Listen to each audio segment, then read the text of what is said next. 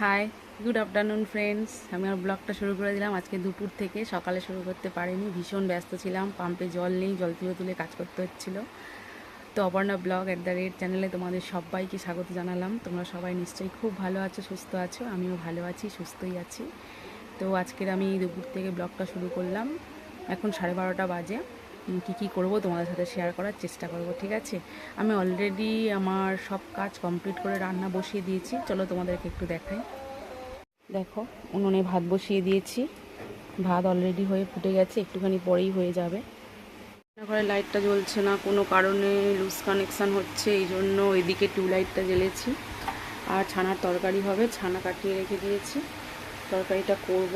এই প্রেসার কুকারে পেঁপে সেদ্ধ দিয়েছি। দেখো, আমি লেবু দিয়ে ছানা কাটিয়েছি। এবারে ছানাগুলো আস্তে আস্তে পাকাবো, পাকিয়ে তারপরে তরকারি করবো। জল না থাকলে না খুব সমস্যা হয়।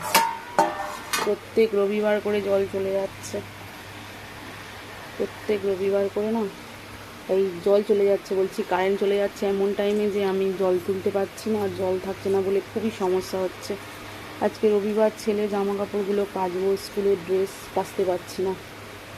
কুয়ো থেকে জল তুললে তারপরে আমি কাচতে পারবো, সেটাই বোধহয় করতে হবে। দেখি কি হয়। রান্নাটা এখন আপাতত সারি, তারপরে দেখছি।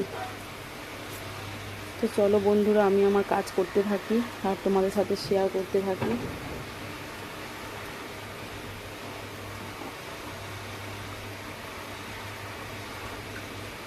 এইভাবে ছানা পাকি আমি তরকারি করি। পনির খুব কিনে এনে কম খাই, কারণ পনির খেয়ে পোষায় না। ঘরের ছানাটা হলে খুব টেস্টি লাগে খেতে, আর সবাই খেতে খুব ভালোবাসে।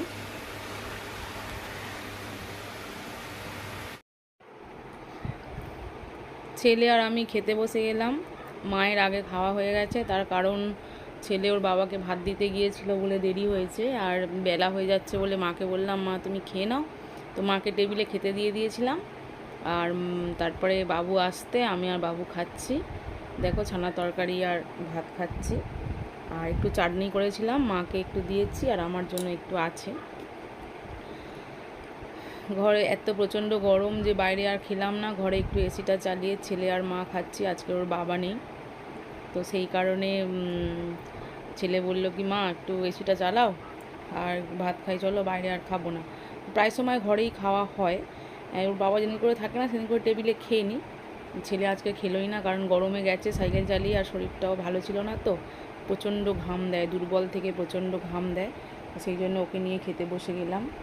আর কি সমস্যা হয়েছিল, সকালবেলা তো পাম্পে জল ছিল না, মানে কারেন্ট ছিল না। প্রত্যেক রবিবার করে কারেন্ট চলে যাচ্ছে, জল ছিল না। জল কুয়ো থেকে জল তুলে তুলে কাজ করতে হচ্ছিলো বলে এত দেরি হয়ে গেছে। তা নইলে হয়তো এতটা দেরি হতো না, কিছুটা মানে 2টোর মধ্যে খাওয়া দাওয়া হয়ে যেত, কিন্তু সেটা হলো না। আরও অনেক দেরি হয়ে গেছে, এখন প্রায় 2:15-20 বাজে। তো কিছু করার নেই, যেরকম হবে সেরকমই চলতে হবে। ওই কি, ছেলেটার খেতে বেলা হয়ে গেল।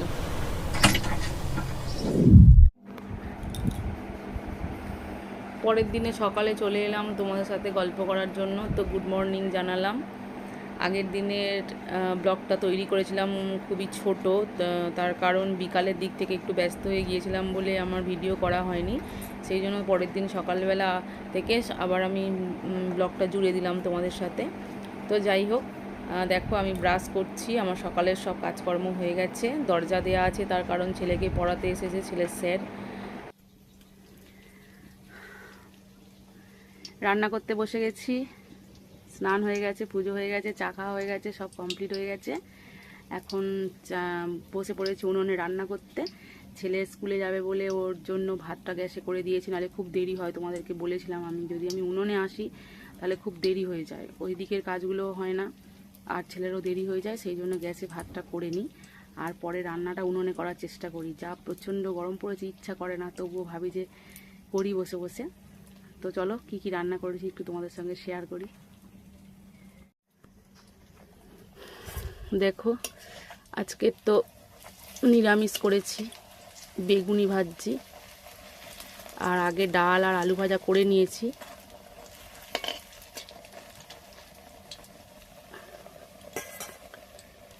জালটা একদম দিইনি, কারণ এই যা আগুন আছে তাতে হয়ে যাবে, এর জন্য আর জাল দিইনি।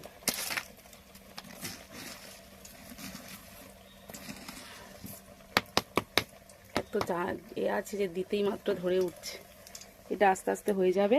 আর এই দেখো এক্সট্রা আছে একটু বেসন আর বেগুন, এটা রাত্রিবেলা ভেজে নেবো, এখন আর ভাজবো না, কারণ এগুলো গরম গরম না হলে খেতে ভালো লাগে না, তাই না? তো রাত্রিবেলা আবার ভাজবো, কড়ায় তেল থাকবে, কড়াটা আর দুপুরবেলা মাজবো না, একেবারে রাত্রিবেলা ভেজে নিয়ে সকালে মেজে নেব।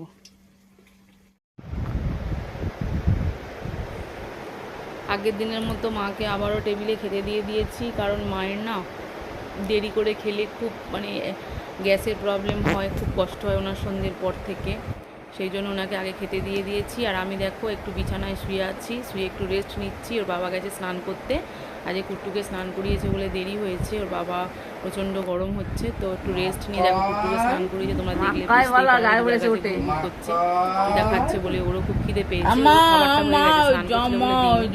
বাবা চলে এসছে, এবারে ওকেও খেতে দেবো আর আমরাও খেয়ে নেবো। ওর কোনো